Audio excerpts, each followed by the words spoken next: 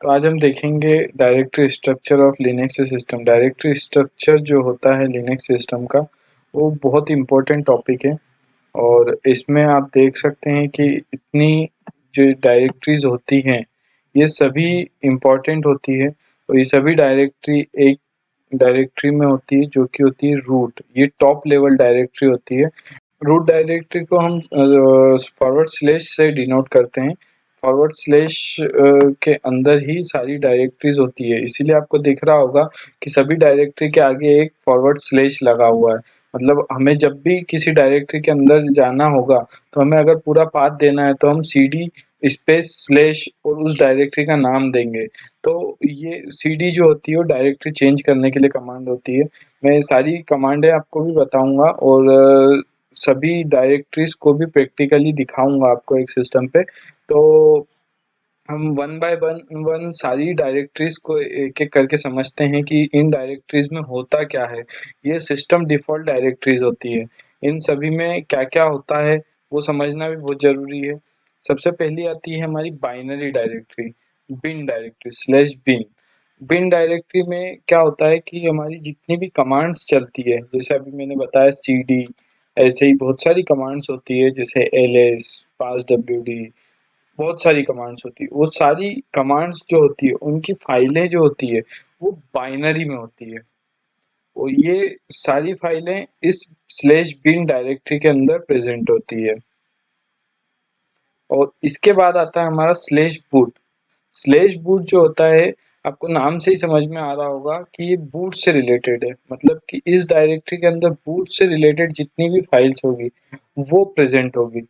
उसके बाद में आता है हमारा स्लैश डेव। इसमें जितनी भी डिवाइस रिलेटेड फाइल्स हैं, डिवाइस मतलब कि अपने माउस हो गया, कीबोर्ड हो गया और सीपीयू हो गया, रैम हो गया, हार्ड डिस्क हो गया, इन सब से रिलेटेड फाइल्स सब डेव में होती है। अगर कोई प्रिंटर इंस्टॉल किया है तो प्रिंटर से रिलेटेड जितनी भी फाइल्स होगी वो डेव में होगी।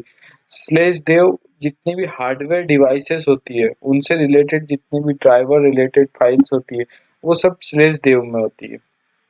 उसके बाद आता है अपना स्लैश ईटीसी। ईटीसी जो है ये कॉन्फ़िगरेशन को स्टोर करता है। जितनी भी कॉन्फ़िगरेशन फाइल्स होती है वो सारी ईटीसी डायरेक्टरी में होती है। हमें अगर कुछ भी कॉन्फ़िगरेशन चेंज करना होता है तो हमें स्लैश ईटीसी डायरेक्टरी के अंदर जाके उन फाइलों में चेंजेस करना होता है, जो भी उस पैकेज से रिलेटेड फाइल है। जैसे कि मुझे अपाचे की कॉन्फ़िगरेशन फाइल में चेंज करना है तो मुझे slash ETC slash HTTPD slash httpd.conf file मिलेगी। वहाँ पे मैं उसमें चेंजेस करूँगा तो अपाचे के कॉन्फ़िगरेशन में चेंजेस होंगे। इसके बाद आती है slash home directory. Home directory मतलब कि किसी भी यूज़र की होम डायरेक्टरी।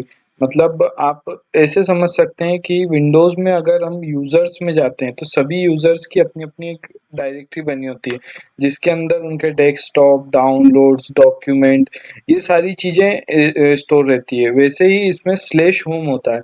इसका पाथ जैसे कि आप slash home slash user name और उसके अंदर यूज़र से रिलेटेड सारी फाइलें होती है। तो अगर कोई भी यूज़र दूसरे यूज़र का डेटा एक्सेस करना चाहता है तो वो नहीं कर सकता है। इसमें भी सेम प्रोसेस होती है जैसे कि विंडोज़ में होती है।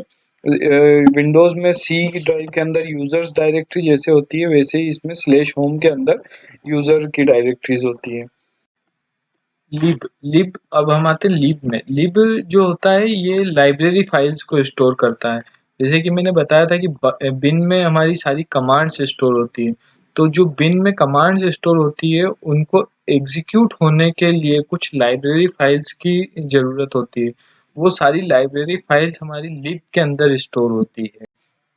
और जो मीडिया है स्लैश मीडिया, इसमें अपन अगर कोई पेन ड्राइव या हार्ड डिस्क एक्सटर्नल लगाते हैं तो उसको माउंट करने के लिए स्लैश मीडिया डायरेक्टरी का यूज़ किया जाता है।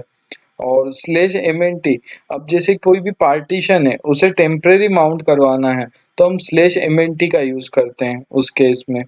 और स्लैश ओपीटी, अगर कोई थर्ड पार्टी एप्लीकेशन या सॉफ्टवेयर इंस्टॉल कर रखा है, जैसे कि मैंने कोई एनीडेस्क इंस्टॉल कर रखा है किसी सिस्टम में, तो उससे रिलेटेड जितनी भी फाइल मतलब थर्ड पार्टी एप्लीकेशन से रिलेटेड जितनी भी फाइल्स है, कॉन्फ़िगरेशन फाइल या उसके डेटा स्टोर करने की फाइल्स, वो सब स्लैश ओपीटी में मिलती है अपने को। उसके बाद में आता है हमारा स्लैश प्रोक। प्रोक में मतलब कि प्रोसेस, मतलब जितनी भी प्रोसेस रनिंग है उनसे रिलेटेड जितनी भी फाइल्स हैं वो प्रोक वाले फोल्डर में मिलेगी हमें। इसके बाद आता है स्लैश रूट। स्लैश रूट जो है ये रूट यूजर की होम डायरेक्टरी है। मतलब मैंने बताया था यहाँ होम में सभी यूजर की अलग अलग डायरेक्टरी बनती है, लेकिन रूट यूजर ऐसा यूजर होता है जिसकी होम डायरेक्टरी एक सेपरेट डायरेक्टरी होती है जो कि स्लैश के अंदर होती है, मतलब कि स्लैश रूट होती है। रूट डायरेक्टरी के अंदर डायरेक्ट उसकी होम डायरेक्टरी होती है, वो होती है स्लैश रूट। और उसके बाद आता है एस बिन। अब हमने बताया था बिन बाइनरी, बाइनरी में जितनी भी कमांड्स होती है जो कि सभी यूजर लोकल यूजर के द्वारा यूज की जाती है वो सारी फाइलें बिन में होती है। लेकिन जब रूट यूजर या सूडो एक्सेस वाला यूजर अगर कोई है तो वो उन कमांड्स को भी एक्सेस कर सकता है जो एस बिन में है। मतलब कि जितनी भी कमांड्स एस बिन में मिलती है वो सारी रूट यूजर या सूडो यूजर ही एक्सेस कर सकता है। जैसे कि सिस्टम शटडाउन करने की कमांड, ये एक सूडो यूजर ही कर सकता है, कोई लोकल यूजर नहीं कर सकता है। और भी कई कमांड्स होती है, जैसे एक एफ डिस्क होती है। ये कमांड जो होती है, ये कमांड डिस्क के पार्टीशन वगैरह के लिए यूज की जाती है। इस कमांड को भी सूडो यूजर या रूट यूजर ही एक्सेस कर सकता है। तो वो सारी कमांडें एसबिन में मिलती है। इसके बाद में आता है एसआरवी।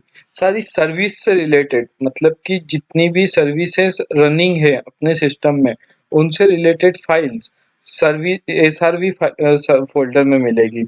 ये एसआरवी फोल्डर जो है ये सारी सर्विस से रिलेटेड फाइल्स को स्टोर करता है। उसके बाद में आता है स्लैश टेम्प। मतलब जितनी भी टेम्परेरी फाइल्स हैं, टेम्परेरी फाइल्स मतलब कि कह सकते हैं कि अगर कोई एप्लीकेशन रन हुई, उसने कोई टेम्परेरी फाइल क्रिएट करी है, तो टेम्परेरी फाइल जो है वो टेम्प के अंदर क्रिएट होगी। और अगर हमें भी कोई टेम्परेरी काम करने के लिए कोई फ़ोल्डर, मतलब कोई डायरेक्टरी या फ़ाइल क्रिएट करना है, तो हम स्लैश टेम्प में कर सकते हैं। स्लैश टेम्प में एक ऑटोमेटिक डिलीशन का स्क्रिप्ट लगा होता है जो कि 30 डेज़ का होता है। 30 डेज़ के बाद टेम्प के अंदर का डेटा ऑटोमेटिक रिमूव हो जाता है।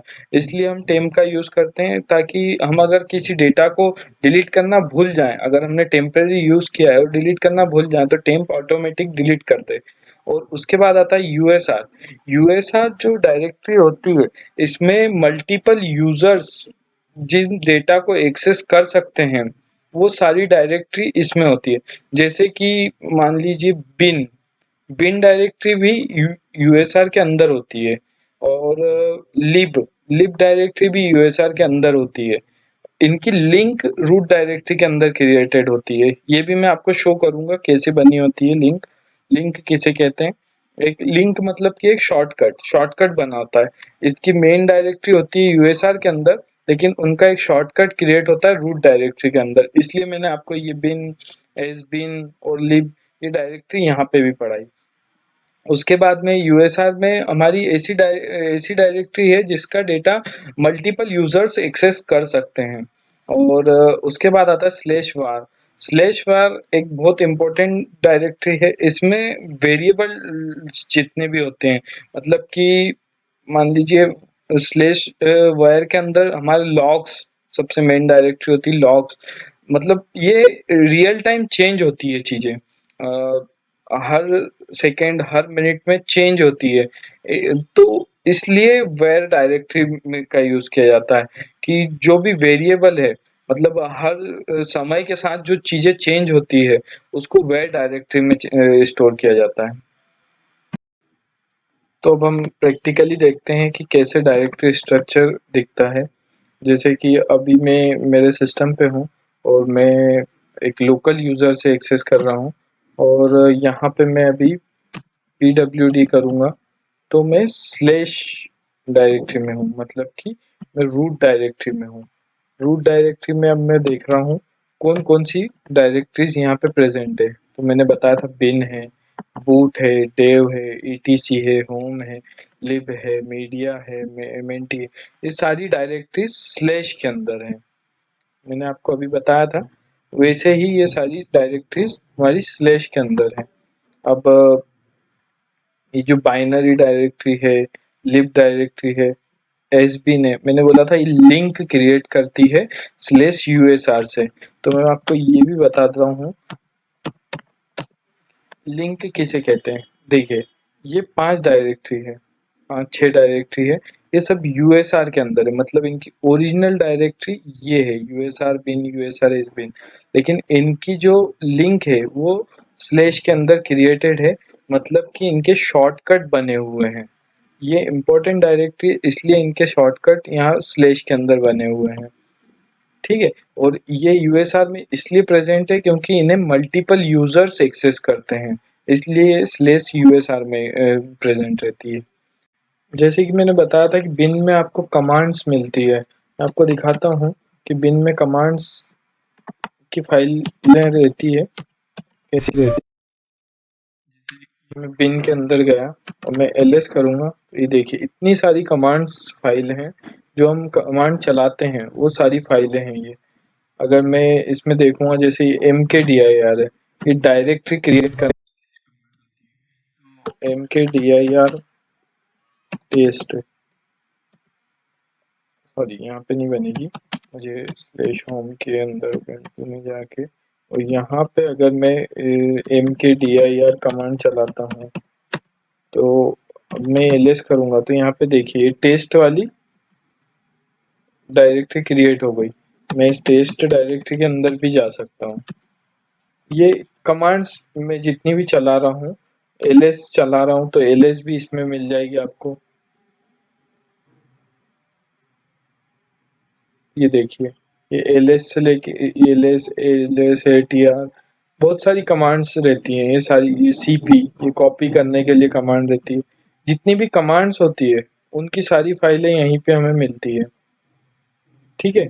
उसके बाद में मैं वापस से रूट डायरेक्टरी में जाता हूँ और भी मैं एक दो एग्जांपल दे देता हूँ आपको। जैसे /etc में मैंने बताया था कि कॉन्फ़िगरेशन फाइल्स होती है, ये सारी कॉन्फ़िगरेशन फाइल्स की डायरेक्टरी है, ये सब कॉन्फ़िगरेशन फाइल्स हैं। इसमें सारी कॉन्फ़िगरेशन फाइल मिलेगी, जैसे नेटवर्क से रिलेटेड नेटवर्क में मिलेगी, और होस्ट फाइल है ये भी कॉन्फ़िगरेशन फाइल है, dpkg बहुत सारी फाइल्स है जो कि सब कॉन्फ़िगरेशन फाइल्स होती है। ऐसे ही मैं आपको एक दो और एग्जांपल दे देता हूँ। जैसे वार में देख लेते हैं अपन, cd वार में जाके यहाँ पे सारी वेरिएबल फाइल्स हैं, इनमें सभी समय के साथ चेंज होती रहती है। जैसे लॉग हमारे हमेशा चेंज होते रहते हैं, वैसे ही सभी चीजें जो जो चेंज होती है वो सभी इसमें दिखती है।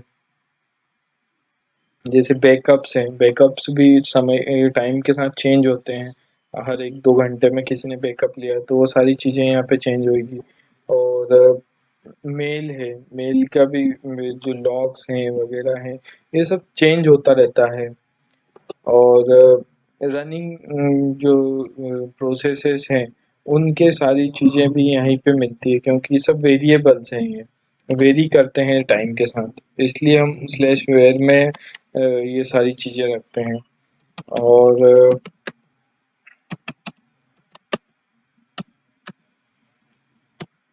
और क्या है ये, बाकी आपको मैंने बता ही दिया। जैसे रूट है, ये रूट यूज़र की होम डायरेक्टरी है, इसमें हम एक्सेस नहीं कर पाएंगे जब तक हमारे पास सूडो एक्सेस नहीं होगा। अब मैं अगर सूडो एक्सेस करता हूँ, रूट यूज़र से लॉगिन करता हूँ तो ही मैं एक्सेस कर पाऊंगा। आई थिंक पासवर्ड गलत डल गया है, लेट मी, ये हो गया, ये हमारा रूट यूज़र से लॉगिन हो गया है। मैं जब pwd करूँगा, मतलब मेरी प्रेजेंट वर्किंग डायरेक्टरी, तो ये मेरी /रूट दिखाएगी, क्योंकि रूट की जो होम डायरेक्टरी है वो /रूट है।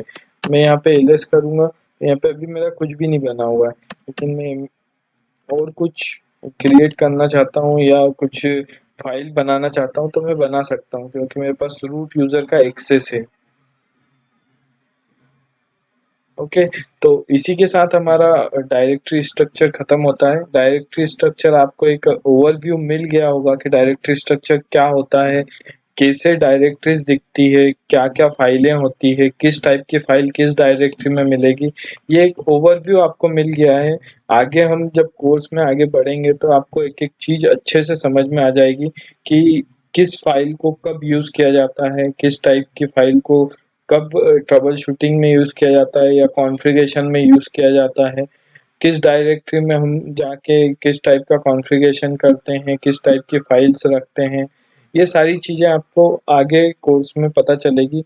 तो प्लीज़ इस कोर्स में बने रहें और लाइक एंड सब्सक्राइब करना ना भूलें। Thank you.